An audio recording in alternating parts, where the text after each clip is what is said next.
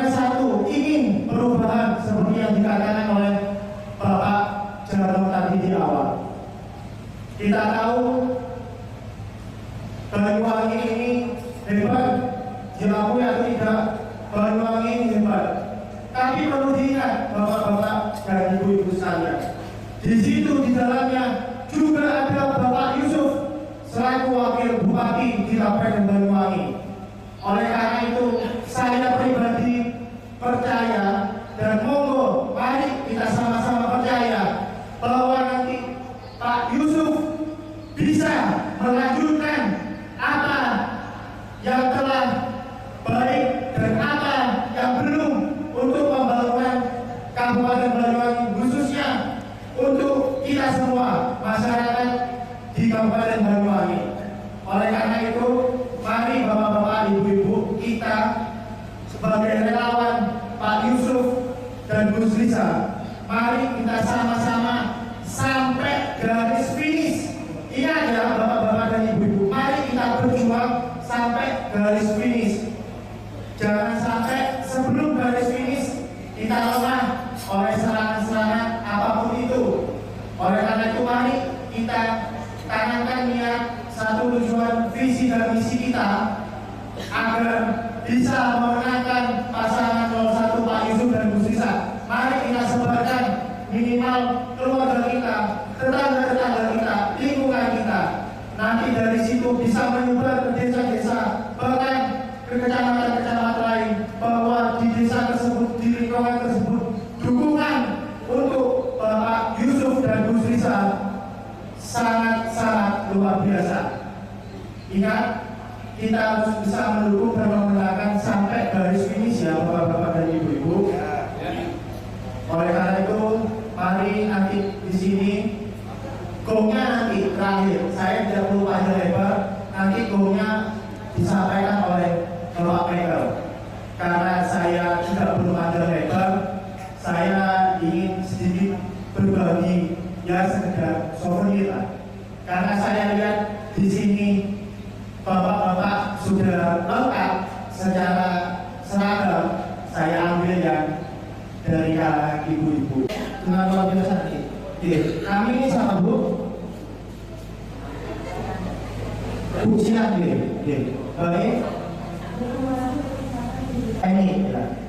Cocok ini. Yang satu dari ibu-ibu, yang satu mewakili milenial. Bu, ini acara ini sopo Bu? Apa namanya? Antos Bu. Nyoblos tanggal 9 nyoblos apa? Sama. Nami di sini Bu, nami.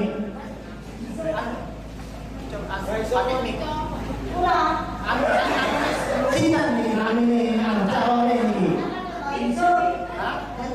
Pak Yusuf. Orang-orang, Pak Yusuf.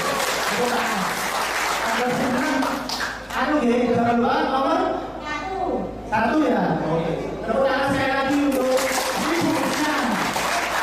Yang kedua dari Mbak. Bapak nyoblos Pak sebelumnya. Tahunya masih di bawah umur ini, bahaya ini. Udah pernah ya nyoblos apa? Pilek, pilpres, pilgub. Oh, luar biasa. Ini kenapa ini? Tumben jangan loh bapak-bapak ibu, seorang milenial, cewek, antusias terhadap pilkada di Kabupaten Banyuwangi. Perlu kita apresiasi. Kenapa Mbak Eni ini antusias untuk mendukung Pak Yusuf? Kenapa ini Mbak Eni? Silakan diceritakan. Tanpa mengurangi rasa hormat, saya akan menjawab pertanyaan dari Bapak. Kenapa saya memilih Gus Rizal dan Bapak Yusuf? Yang pertama karena orangnya berakhlak. Yang kedua, yang pastinya terbuka dari isu-isu pemerintahan dan tentunya isu-isu yang lain. Dan yang terakhir, beliau ahli dalam bidang pemerintahan dan perpolitikan. Terima kasih. Luar biasa ya, masih muda tapi peka terhadap politik, tidak apatis.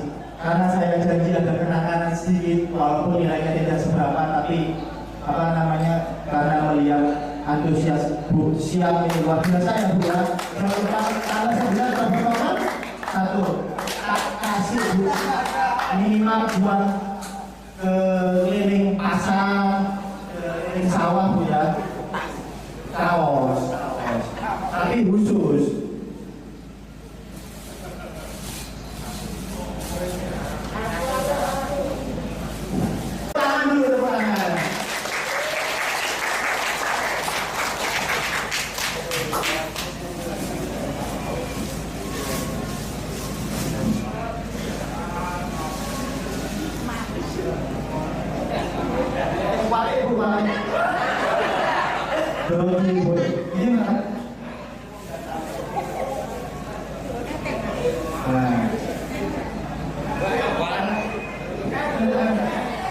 Saya hormati tuan rumah Pak Darno yang menyediakan tempat, Pak Yai Mubin, Pak Yai Fahmi, dan juga yang saya hormati Ketua Relawan Mangga 2, Pak Haji Sulistiono. Mana Pak Haji tadi? Yang sudah berkorban tanpa minta sesuatu, tanpa ada deal-deal apapun terhadap Pak Yusuf, tapi beliaunya cinta kepada rakyat. Karena tahu Pak Yusuf jika jadi pasti akan memilihkan rakyat. Terima kasih Pak Haji Sulistiono yang sudah berkorban baik tenaga uangnya untuk memenangkan paslon 01. Dan Bapak Ibu sekalian yang hadir pada sore hari ini, terima kasih banyak. Silakan ada mic-nya. Saya ingin tahu kepingin apa sih? Jika Pak Yusuf menang, kepingin apa? Atau sekarang pun kepingin apa? Saya di sini sebagai pimpinan DPRD. Silakan monggo, mungkin dari ibu-ibu. Kami sebagai relawan wilayah Kambarjo, apabila Pak Yusuf menang, mudah-mudahan harus menangkan. Yang pertama saya mewakili masyarakat wilayah Curahpati Timur, Pak. Saya minta sumur bor yang pertama. Kemudian yang kedua, Pak, permasalahan petani wilayah Kambarjo pada umumnya bulan-bulan ini kekurangan masalah pupuk, Pak. Kenapa tahun-tahun ini pupuk di wilayah Kambarjo ini semakin sulit? Kemudian atas nama kelompok tani, Pak, mudah-mudahan dipergerakan masalah dana peternakan, Pak, ternakan sapi maupun kambing. Hanya ingin, Pak, perbaikan infrastruktur khususnya di desa kami, yaitu akses masuk untuk ke wilayah desa Kambarjo, Pak, terutama itu jalan masuk yang dari selatan Pol Purworejo ke barat. Itu sudah lama tidak diperhatikan, Pak. Sedangkan jalur itu untuk akses menuju ke Muncar yang sebagian besar penduduk Kambarjo, utamanya ibu-ibu itu sebagai pekerja pabrik, itu jalannya sangat parah sekali, Pak. Atau hanya anaknya yang berkuliah saja atau berpendidikan, berliterasi. Ya. Selama ini pupuk langka, begitu baik. Tidak diberitahu kelangkaan itu kenapa? Memang sepanjang tahun pupuk pasti ada masalah, ada permasalahan setiap tahun. Tetapi lama-lama, ya kalau dulu pasti ketika pemakaian pupuk itu melambung, ya harganya pun berubah.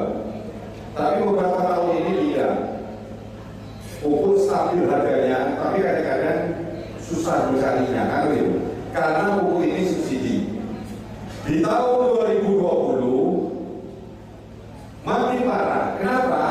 Karena subsidi pupuk itu dipotong 50%, Pak. Cuma Dinas Pertanian tidak memberitahu, tidak sosialisasikan. Ya. Tahun 2019 Desember, saya tahu bahwa pupuk Banyuwangi dipotong 51%.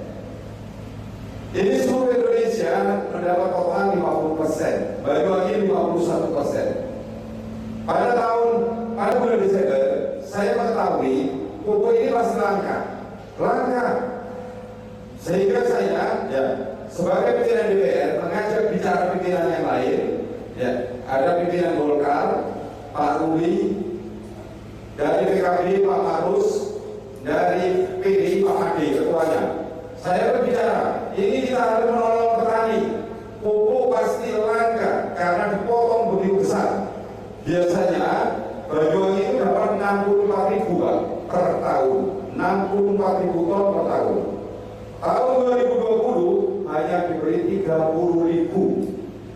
Ya saya marah waktu itu. Ini akan terjadi kelangkaan pupuk besar-besaran. Bulan 5, bulan 6 pasti akan terjadi kelangkaan. Saya kumpulkan pimpinan DPR, kepala dinas pertanian, saya panggil, ya. Bagaimana caranya untuk menolong petani? Saya ke Kementerian Pertanian sama Bukovipa juga, karena dulu saya kan ketua timnya Bukovipa. Saya WA Bukovipa, saya tidak mengangkat, nggak angkat, saya WA. Tolong Bu, Ibu dulu kampanye mau mencintai petani Banyuwangi.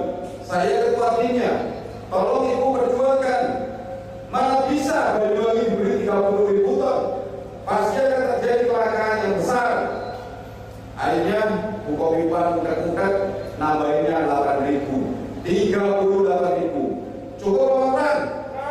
Sudah kurang karena buah nampak diberi 38.000. Akhirnya distributor saya panggil, ya supaya apa? Supaya distributor tidak main-main dalam penyaluran pupuk, supaya pendidikan bagaimana petani ini mendapat pupuk. Sampai bulan 8, 9 ya Pak, mulai langka. 9 sudah tidak ada karena habis. Kami berusaha ingin menunda, mencukupkan sampai bulan 9, bulan 10. Saya yakin Pak Presiden tidak berani, tidak menambahin, tidak berani. Kenyataannya, ya sampai bulan 9 akhir kemarin sudah mulai lancar. Sekarang kan pupuk lancar Pak. Sudah ada kan? Ya, ditambahin lagi. Insya Allah sampai Desember nanti pupuk ada. Tetapi, ya Pak, kita harus mulai belajar untuk mengatasi pupuk subsidi. Pupuk non subsidi itu banyak. Pupuk subsidinya itu yang terbatas. Pupuk subsidi berapa harganya? 1.800, 180.000. Kalau pupuk non subsidi, tahu harganya berapa? 6.000, 600.000. Bukan 200.000, 600.000 Pak. Pemerintah itu memberikan subsidi kepada petani sangat-sangat besar, tetapi enggak cukup. Untuk itu ke depannya, ya, untuk mengatasi ke depan, Pak Yusuf punya program untuk meningkatkan produksi pertanian. Pak Yusuf punya program namanya Agro Solution. Bagaimana petani itu bisa meningkatkan produksinya? Di sini banyak tadi kan, 1 hektar berapa ton padi sadar Pak? Dapat? Tidak, 1 hektar itu berapa ton? 4 ton. Pak Yusuf mempunyai program Agro Solution menggunakan pupuk non subsidi. Saya sudah praktekkan, bisa dilihat. 1 hektar pertama itu 6 ton saya. Berarti ada selisih biasanya 4 ton, 3 ton, 4 ton. Saya kemarin dapat 6 ton. 1 hektar saya coba kemarin panen dapat 7 ton lebih, hampir 8 ton. Meningkatkan produksi. Selisih 4 ton, 8 ton, selisih 4 ton nggak Pak? 4 ton kali 5.000 berapa? 20 juta, selisihnya 20 juta. Padahal kalau beli pupuk ini, pakai program Agro Solution ini, selisihnya cuma 3 juta. Akhirnya kan seperti itu. Terus sampai tanya, beli pakai non subsidi kan mahal Pak Michael, kan gitu. Dapat dari mana Pak? Pak Yusuf gandeng perbankan, diutangi oleh bank. 1 hektarnya bisa 12 juta, tergantung petani mau utang berapa. Maksimal 12 juta, biaya 1 hektar 12 juta cukup Pak. Diutangi bank, bunga rendah 4% sampai 6%. Itu Pak Yusuf mengusahakan itu. Kalau sampai tanya, lek bukti sok bayar, lek dari Teko sok bayar, kan gitu. Pak Yusuf memberikan asuransi, kerjasama asuransi. Jadi perbankan utang petani, petani diasuransikan. Jika rusak si bayar petani. Tapi kan kita tidak mengharapkan rusak, Pak. Mengharapkan bagus. Inilah program ke depan. Ya, program ke depan bagaimana meningkatkan produksi. Bukan masalah pupuk subsidi yang tidak pernah teratasi selama ini, selama bertahun-tahun sejak zaman dulu selalu permasalahan pupuk kurang, langka dan sebagainya. Ke depan kita tidak usah menunggu pupuk subsidi, tapi Pak Yusuf punya program itu. Di Thailand, Pak, di Vietnam, saya nanti disuruh ke Vietnam, ke Thailand, Pak Yusuf, untuk menyelidiki kenapa di Vietnam, Thailand itu bisa 10 ton sampai 12 ton, di Indonesia, di Banyuwangi, katanya orang petani hanya 4 ton. Ya kan? Orang Vietnam itu bisa kirim ke Indonesia walaupun berasnya elek, dimakan miskin, bulog, karena dari Vietnam itu. Ya kan? Kenapa petani-petani Vietnam semangat? Yang dinamakan petani di Vietnam, Thailand itu orang kaya, Pak.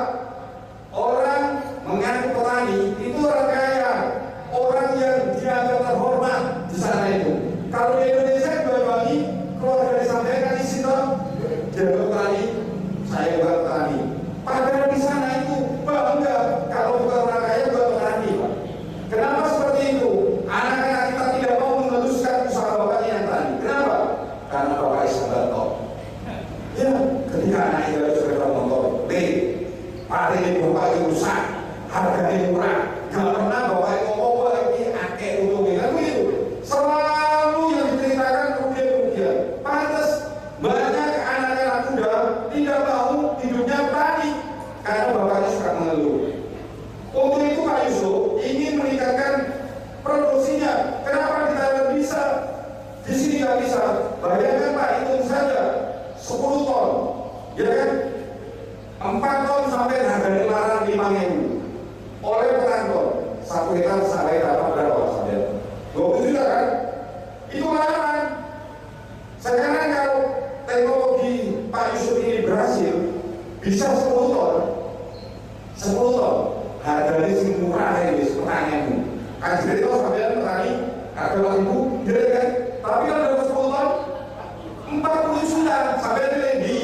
Sing harganya larang, tapi 4 ton, ayo 20 juta. Paling murah kan? 40 juta. Itulah yang harus kita ubah pikiran petani.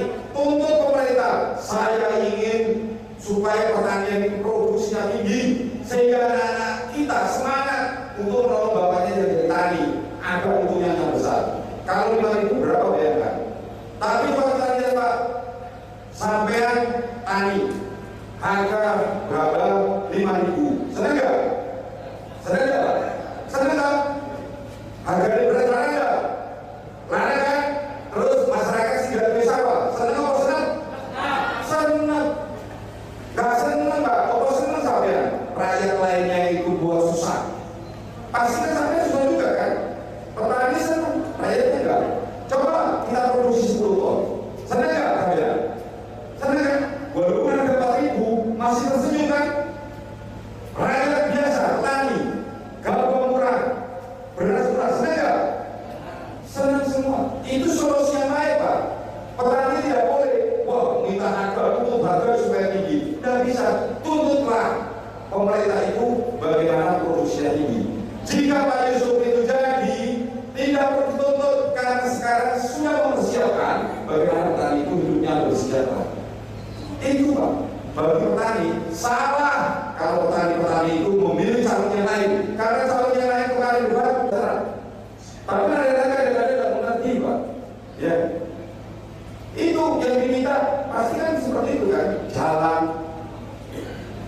musola, masjid, bangunan kafe, bangunan terus dan bangunan terus ya. Tidak pernah meminta bagaimana saya ingin sejahtera. Karena rakyat tidak mengerti, dipikir DPR itu bukan bangunan, selalu bangunan. DPR itu wakil dengan itu mewakili apa yang diinginkan rakyat. Rakyat itu butuh kesejahteraan, benar nggak? Rakyat butuh hidup lebih baik lagi. Tetapi tidak mengerti tentang dengan wakilnya.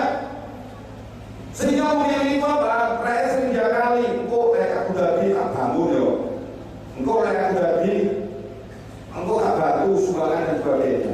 Tidak pernah ada calon saya itu seharusnya semua saya bilang calon DPR itu untuk menolong rakyat, mau perjuangkan nasib rakyat, bukan tukang bangunan. Tapi kadang-kadang paling enak rakyat itu diakali bangun itu, kok bangun, kok masih sampai tanda tangan nih, Pak bangun tak kayak sumbangan 100 juta. Bukan Pak, seharusnya itu bagaimana rakyat itu sejahtera. Dan rakyat juga tidak mengerti. Coba sampean juga jujur. Yang tahun 2019 yang lalu, sampean milih siapa? Milih Riki, karena milih siapa? Singke Amplop, ayo kan? Iya Pak? Benar? Rakyat ngomong, sopo sih kayak gitu tak coblos. Baru sampean itu tak coblos. Karena apa? Milih Riki dia kali, milih itu dia kali. Milih itu paling enak sopo kayak duit tak pilih. Dan itu akibatnya bagaimana Bapak Ibu? Memang sengaja diimbuskan seperti itu sehingga rakyat tidak mengerti tentang politik, sehingga rakyat tidak mengerti pokoknya duit tak pilih. Akibatnya sekarang tidak ada yang datang kepada rakyat. Ketika rakyat susah menghadapi virus corona, tidak pernah ada yang datang. Pernah nggak ada yang nanyakan? Sehatkah Bapak? Bagaimana keluarga Bapak apa sudah makan? Pernah nggak? Tidak akan pernah datang. Kenapa? Karena mereka mengatakan rakyat sudah saya beli 50.000, Bapak saya datang. Besok saja 2024 saya akan datang. Tak lebih bisa selagi tak ekonomi, bisa saya katakan sudah itu karena rakyat masih bodoh tentang politik. Kalau masyarakat masih seperti itu sampai di relawan, jangan harap ada perubahan di Banyuwangi ini. Kalau masih main-main seperti itu, jangan mungkin ada perubahan. Tolong Pak, jangan main-main politik. Apalagi pemilihan Bupati Banyuwangi. Kalau DPR Riki, dia jumlahnya berapa? Hanya 1,5 miliar. 1,5 miliar itu bisa apa? Bisa mengubah apa? Tidak bisa. Tapi Bupati punya berapa kekuatannya? 3.300 miliar. Benar enggak? 3.300 miliar. Kalau sampai masih main-main, ya sudah, nasib rakyat tidak akan berubah. Tolong tanggal 9 Desember sampaikan kepada rakyat dan sampai sebagai relawan, katanya mau menangkan 01. Inilah program 01. Bagaimana rakyat itu sejahtera. Jangan main-main di 9 Desember. Ada 3.300 miliar. Kalau butuh uang, minta uang, kalikan 2.000 lipat kekuatan legislatif DPR. Kalau dulu diberi 50.000, kalikan 2.000 lipat. Berapa? 100 juta harga sampean. Karena kekuatan Bupati itu 3.300 miliar. Tapi kan tidak mungkin. Paling kerasnya 200.000, 300.000 sekarang beda. Kalau masyarakat masih mementingkan uang, jangan harap ada perubahan. Ingin berubah nggak Bapak-Bapak? Ingin berubah kan? Seperti yang dikatakan oleh Pak Jarno, dikatakan oleh Riki, kita memilih 01 karena ingin berubah. Lihat Pak Yusuf itu orang baik, tapi karena difitnah, jadi di mata masyarakat tidak baik. Pak Yusuf difitnah karena yang tidak cerdas. Pak Yusuf itu goblok, tidak ada prestasi, itu yang dituduhkan. Saya katakan Pak Yusuf itu pandai, karena orang tidak tahu. Karena Pak Yusuf tidak mau menunjukkan diri. Pak Yusuf itu orang baik, sehingga Pak Yusuf itu orang yang bejo. Walaupun mau disingkirkan, dibuang, tapi Pak Yusuf masih mendapat rekomendasi dari partai besar. Partai apa? PKB. PKB itu partai besar. Partai apa? Demokrat. Partai Golkar. Golkar itu partai besar. Kuning, mulai berbaru. Kan kuning ini. Ya, partai besar. PKS. Walaupun di sini hanya 2, tapi PKS di nasional partai besar. 4 partai besar ini merekomendasi Pak Yusuf. Pak Yusuf tidak ada uang. Kalau tidak ada uang, pakai apa? Kalau nggak pakai uang. Ya kan? Kalau orang mengatakan bodoh, itu keliru. Pak Yusuf orang yang pandai menurut saya, dan ketika saya menyelidiki Pak Yusuf, kenapa kok partai-partai ini mau memberikan rekomendasi kepada Pak Yusuf? Demokrat, Pak Yusuf tidak memberi uang, tapi mau memberikan rekomendasi kepada Pak Yusuf. AHY mau tanda tangan memberikan rekomendasi. tidak ada uang. PKB juga demikian. Tapi melihat Pak Yusuf, partai semua yakin ketika Pak Yusuf jadi, rakyat itu lebih sejahtera. Untuk itulah bapak-bapak dan ibu-ibu, ya saya mohon kalau ingin berubah, Pak Yusuf lah yang harus dipilih. Wakilnya siapa? Gus Rizal. Amin. Kenal nggak sama Gus Rizal? Tahu nggak? Hampir semua tidak kenal Gus Rizal. Tapi Bro Agung tahu nggak? Tahu kan? Bro Agung, Gus Rizal kan putra dari Kiai Hisam, Bro Agung kan? Sudah ribuan santri yang lulus dari Bro Agung, yang sudah kontribusi terhadap Banyuwangi. Santrinya itu ada kiai, ya kan? Sudah ada yang kiai, ada yang jadi ustaz, ada yang jadi apa-apa. Sangat kontribusi terhadap Banyuwangi. Kalau nggak ada kiai, kalau nggak ada ustaz, mau jadi apa Banyuwangi? Sekarang ada kiai yang santri, banyak anak-anak muda yang mampu-mampukan, ada anak-anak muda yang kena narkoba. Sekarang ini bukan main rusaknya, apalagi tidak ada kiai dan tidak ada guru ngaji. Sangat kontribusi ya kepada Banyuwangi. Sekarang 4 partai dan saya juga sudah mempersiapkan Pak Yusuf yang berpengalaman sudah 10 tahun menjadi wakil bupati Banyuwangi, ya kan? Dan tidak pernah cacat, tidak pernah ada laporan Pak Yusuf itu korupsi, Pak Yusuf itu nakal, tidak ada. Pak Yusuf itu main perempuan, tidak ada. Istrinya satu dan harmonis, nggak ada berita-berita tentang Pak Yusuf negatif. Apalagi waktunya seorang kiai mau minta apa lagi? Apa tagline Pak Yusuf? Makmur bersama Om Sile, makmur bersama-sama. Kekayaan Banyuwangi harus dinikmati bersama-sama. Tidak dinikmati oleh bupati saja, tidak dinikmati oleh oknum-oknum tertentu saja, tetapi dinikmati oleh semua. Kita harus menikmati. Untuk itu, bapak-bapak, ibu-ibu, mbak-mbak, dan mas-mas, marilah kita ngomong kepada masyarakat, karena masyarakat banyak yang nggak tahu, banyak yang nggak tahu. Tapi saya yakin takdir pada Pak Yusuf, karena saya melihat gerakan-gerakan masyarakat, ya, gerakan masyarakat itu bukan main. Banyak yang mengundang Pak Yusuf, mengundang Gus Rizal sampai nggak ada waktu, tanpa ada minta imbalan, seperti Pak Haji Sulistiono, seperti Pak Jarno, mengadakan seperti ini, nggak minta apa-apa. Saya diundang, tidak pernah minta apa-apa. Biasanya kalau saya kampanye, pasti ditanyain, Pak Michael, saya butuh uang, saya butuh ini, butuh satu, butuh ini, dan sebagainya. Tetapi sekarang, setiap ada acara, tidak ada. Bahkan kemarin saya ke Kepu, saya mau menangis. Kenapa? Di Kepu itu kehidupannya orang susah, orang banyak yang miskin. Ketika Gus datang, masa ampun Pak, hindarkan sorban, orang urunan memberikan bantuan kepada Gus Rizal supaya Gus Rizal untuk kampanye. Bagaimana betul kan? Itu suatu gerakan